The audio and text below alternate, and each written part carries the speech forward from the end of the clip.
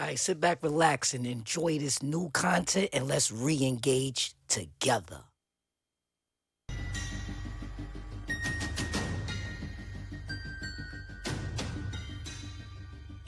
Do you guys remember all of the famous celebrities that used to do the Got Milk campaign? Now, do you guys remember all of the missing children that used to be on the milk cartons? Suspicious, huh? Remember they used to put the kids' pictures on the milk cartons and they took them off? I contend, I don't know, I can't tell you why, I contend too many kids were being located through those milk cartons. Your federal government doesn't want you to find these kids because your federal government, particularly the finders, CIA organization out of Washington, D.C., is the biggest motivating factor behind the missing children in this country today. Why? Well, there's several reasons. Kids are used for body parts. Dude, I just seen a video where they were saying, do you remember a long time ago, they had milk cartons and they had the pictures of the missing children on the milk cartons? Remember that?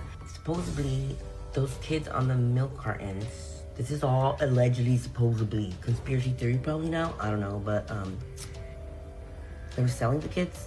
They were selling those kids. And then back in the day, they had commercials of milk. Remember? Drink your milk, you'll be strong. And then they said I seen the video. I just clicked on it real quick to make this video. But some girl, she was eating cereal in her video and she was talking, she like wrote her caption about the celebrities making commercials. They have milk mustaches. Like, milk is so good, drink milk. So everybody would buy the milk. In the back of the milk cartons, they would have the missing children. But those missing children in reality were like being sold. You would like call the number and all that. Something very creepy happened. In 1997, his mother made a very strange claim. She said that Johnny turned up at her doorstep one night. It was the middle of the night and he was standing on her doorstep with an unknown man. She said she was sure it was her son Johnny because she checked for a birthmark that he had on his chest and it was there. She also said that she invited him into her house and he sat there for an hour talking to her, but he wouldn't tell her where he was living and he said he was still in danger. But then he walked out the door and was never seen again, so police didn't know whether to believe this mother. Was she going crazy? Did she actually see him? The whole case was very bizarre and creepy. What's weird is that around the time that Johnny was actually taken on his paper route, there were other missing cases about boys who were also taken on their paper route. Very similar circumstances, similar ages. It was like someone was out there targeting that type of person. Some say that the abrupt end of the Milk Carton Kids program was because it was frightening children and parents to see these milk carton photos on a daily basis. A dispiriting thought, since the children missing were certainly more frightened than they could ever be. Others say it was not working. Many say it worked too well. I'm leaning more towards the latter. There were so many children going missing that this program ran the risk of exposing the worldwide human trafficking operation. While we have Amber Alerts now, if they work so well, why are there at least 460,000 children going missing every year in the United States alone? We also have another major issue going on in our ports right now, and I just wanted to speak on it because I don't think a lot of people understand why they're striking. One of the major reasons I've been seeing coming out of videos and reports from people talking about it is that they get tired of hearing children screaming inside the containers. Yeah, you heard that right. The workers are striking, and then one of the main reasons is they're tired of hearing humans being shipped over and screaming and banging on the inside of the shipping containers to get out. I understand we have a serious human trafficking issue in this country. I just did not think it was this bad.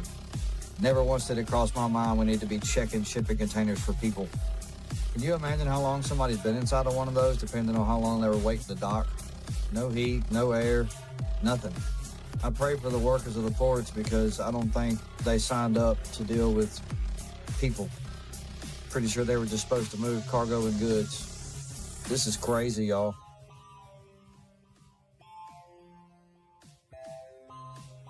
In the latest example of international human trafficking, 35 people from the Indian subcontinent were found crammed in a shipping container that arrived in England. One of the victims was dead, while others are being treated in a hospital. The shipping container arrived in the port of Tilbury in eastern England on Saturday from Belgium. The victims had been kicking the container, and when the authorities opened the door, one of them was dead and others were suffering from severe dehydration. Port staff were busy searching other containers from the ferry in case there were more people inside. The nationalities of the victims are yet to be determined, but authorities say they are from the Indian subcontinent and they are unable to understand English. The victims are being treated at a hospital, and the police say they will question the victims when they are released. 35 patients were found in the container when we first arrived this morning at just after 7:15. One of those patients has unfortunately been pronounced deceased at the scene.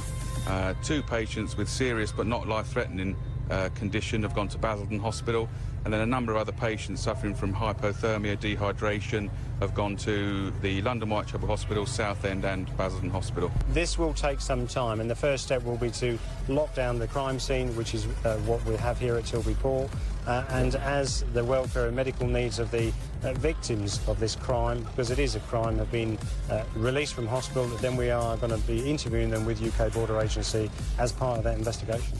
Also this morning, the port strike is entering its second day. Tens of thousands of dock workers are on picket lines from Maine to Texas. Shipping up and down the East Coast has been brought to a standstill. One of the most overlooked aspects of human trafficking is the method of transportation. How are they moving these people all around the world? I believe it's through container ships. I'm currently standing on a container ship with roughly 10,000 containers. Maybe 5 to 10% of the cargo that comes in and out of the United States is scanned, x-rayed, and looked at by CBP. Any one of these containers you see on this ship could have about 75 people in it. We know, I've talked to CBP agents before, they have found containers with advanced life support systems, food and supplies for these people to live in these containers for a substantial amount of time while they move from port to port. I believe it's a huge problem. I honestly believe, I have seen with my own eyes, I have seen families, I have seen children, we've seen stowaways. Diddy's private island, shipping container island right across the way. Diddy's island with all of his friends, just a short drive away from a very huge island platform full of shipping containers, and you have to go right next to the Coast Guard. We all know it's been sealed and talked about. What are the odds that this man lives on this island just a short walk away from this entire platform of shipping containers? Come on, what do Diddy and shipping containers have in common? This one guy's deep, guys. Listen, man, hit that like button, subscribe to the channel. Y'all already know we going up, man. This is getting wild, wild, wild, wow.